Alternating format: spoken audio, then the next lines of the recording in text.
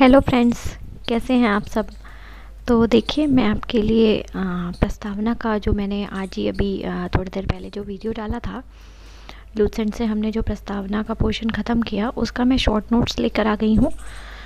लेकिन फिर भी मैंने जो बात उस टाइम भी आपसे कही थी फिर से कहूँगी कि अगर आपने वो टॉपिक वहाँ अभी पिछले वीडियो में नहीं देखा है तो पहले आप उसे देख कर आएँ, तभी आपको ये वाला टॉपिक यहाँ पे समझ में आएगा।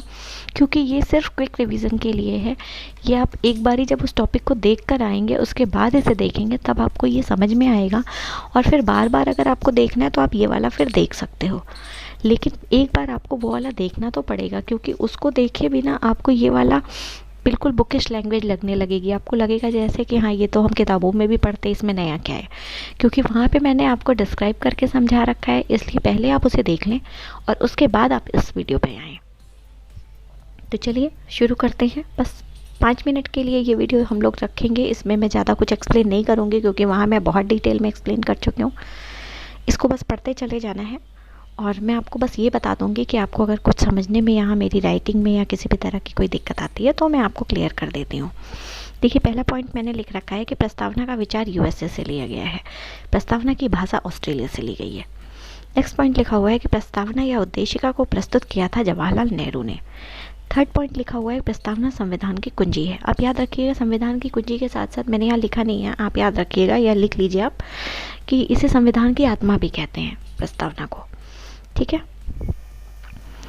फोर्थ पॉइंट आपका है, मैं जूम कर देती हूँ थोड़ा, अब शायद आपको क्लियर दिख रहा हो। फोर्थ पॉइंट आपका लिखा हुआ है कि भारतीय संविधान की शक्ति का मूल स्रोत हम भारत के लोग हैं। ठीक है। संविधान के लागू होने की तारीख की बात करूँ तो 26 नवंबर 1949 को हमारा संविधान लागू हुआ था। प्रस्तावना के तहत हम 3 तरह के महत्वपूर्ण वाद के बारे में, महत्वपूर्ण केसेस के बारे में पढ़ेंगे, जिसमें पहला केस था 1957 का केस, जिसमें union of India versus Madan Gopal का केस था, जिसमें सुप्रीम कोर्ट का ये डिसीजन आया था कि प्रस्तावना को न्यायालय में प्रवर्तित नहीं किया जा सकता है। सेकंड केस आया 1960 का बेरूपाड़ी यूनियनवाद।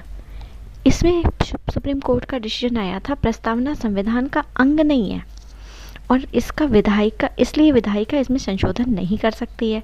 यदि संविधान की भाषा संदिग्ध हो तो प्रस्तावना विधिक निर्वाचन में सहायता करती है।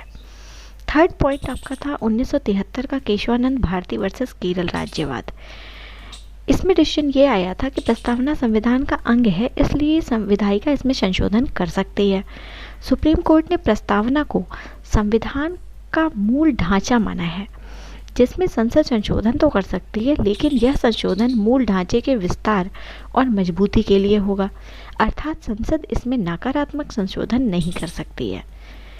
नेक्स्ट आपको क्या कह रहा है कि 42वां संविधान संशोधन जो था, इसमें 3 शब्द जोड़े गए थे। फ्रेंड्स, यहाँ पे एक चीज़ मैं भूल गई हूँ, आप अपनी तरफ से मेंशन कर लेना। वेट, ये ना 42वां संविधान संशोधन जो आपका था, ये 1976 का संशोधन था। ये आपको ईयर याद रखना है, 1976 में ये आया था। नेक्स्ट कह रहा है कि इसमें 3 शब्द जोड़े गए थे। कौन कौन से 3 शब्द? अब देखिए, इसमें मैंने कोडिंग कर रखी है। इन कोडिंग को आप थोड़ा, अभी आपको लग रहा होगा ये बहुत टफ है, लेकिन कुछ टफ नहीं है। जब आप बार बार इसको पढ़ेंगे ये सारी कोडिंग आपको मुझे याद है तो आपको भी याद हो जाएंगे। इसमें कोई ऐसी चीज़ नहीं है। ठीक है। SPA वर्ड याद रखिए। सपा पार्टी है ना एक, या किसी पार्टी के बारे में कुछ भी कमेंट करने की ज़रूरत नहीं है। हमारा काम, मेन मोटो है हमारा याद रखना। याद करने के लिए सिर्फ याद रखना है, हमें अपने 1 नंबर इसमें बचाने हैं। इससे कोई मतलब नहीं है कि हम किस तरीके से याद करते हैं, तो कोई भी इसको दिल पे नहीं लेगा। ओके, तो ठीक है, सपा याद रखिए। तो हुआ क्या था कि 3 शब्द जो जुड़े हैं, सपा SPA वर्ड आप यूज़ रखेंगे, याद रखेंगे। तो उसमें कौन कौन सा सपा किसके लिए यूज़ हुआ है? S for Samajwadi, P for पंथ निरपेक्ष और A फॉर अखंडता। ये 3 शब्द हमने 42वें संविधान संशोधन 1976 में जोड़े थे। नेक्स्ट बात करते हैं कि पूछता है कि कितने प्रकार के न्याय की बात कही गई है प्रस्तावना में। तो 3 प्रकार के न्याय। उसको क्या याद रखना है? सारा वर्ड, सारा अली खान है ना, उसके नाम से याद रख लीजिए, अब तो याद हो जाएगा आप लोगों को। ठीक है। सारा वर्ड आप यूज़ करेंगे न्याय के लिए। सारा में क्या हो जाएगा? स से हो जाएगा सामाजिक, आ से हो जाएगा आर्थिक और रा से हो जाएगा राजनीतिक। यानी कि आप जब सारा याद रखेंगे ना, तो ये आपका 2 क्वेश्चन सॉल्व करवा रहा है। एक तो ये कि 3 प्रकार के न्याय की बात कर रहा है, और दूसरा वो तीनों न्याय सीक्वेंस में हैं। क्वेश्चन में अगर ये दे देगा कि जो तीनों सीक्वेंस हैं वो है सामाजिक, राजनीतिक, आर्थिक, तो नहीं, सामाजिक, आर्थिक और राजनीतिक। ठीक है, ये सीक्वेंस आपको याद होना चाहिए। नेक्स्ट कह रहा है कि 5 प्रकार की स्वतंत्रता की बात है। कौन कौन से 5 प्रकार की स्वतंत्रता है? वीएवीडू, वीएवीडू वर्ड आप याद रखिएगा। पहला वी जो है आपका वो विचार के लिए है, अ आपका अभिव्यक्ति के लिए है, नेक्स्ट वी आपका विश्वास के लिए है, डी आपका धर्म के लिए है, और यू आपका उपासना के लिए है। नेक्स्ट कह रहा है कि 2 प्रकार की तो समानता की बात कही गई है प्रस्तावना में। कौन कौन से 2 हैं? पा मूवी थी ना, तो आप उससे याद रख सकते हो, या फिर वैसे भी याद रख सकते हो। पा 2 अक्षर याद रखने में क्या हुआ है, तो पा यूज़ कर लो। पा किसके लिए है? पी आ जाएगा आपका प्रतिष्ठा के लिए, और ए हो जाएगा अवसर के लिए।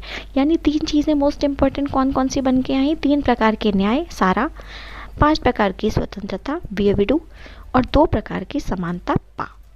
बस इतना सा था, इसमें ज़्यादा कुछ था नहीं।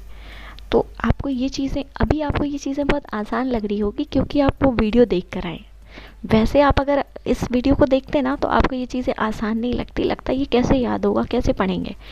बस ऐसे ही हम चलेंगे, इसी तरीके से हम चलते रहेंगे, ताकि हमारी सारी चीज़ें अपने आप वो दिमाग में बैठती चली जाएं, याद होती चली जाएं, और हमें उसके लिए बहुत ज़्यादा लोड ना लेना पड़े। तो ठीक है, अब आप लोग इसको रिवीजन करते रहिएगा, बार बार रिवीजन करिएगा। मैं नेक्स्ट टॉपिक लेकर आती हूँ। अगर अच्छा लगा हो तो याद रखिए चैनल को सब्सक्राइब करके जाइएगा, ताकि हर वीडियो आपके पास सबसे पहले पहुंच जाए। ठीक है, ओके, थैंक यू।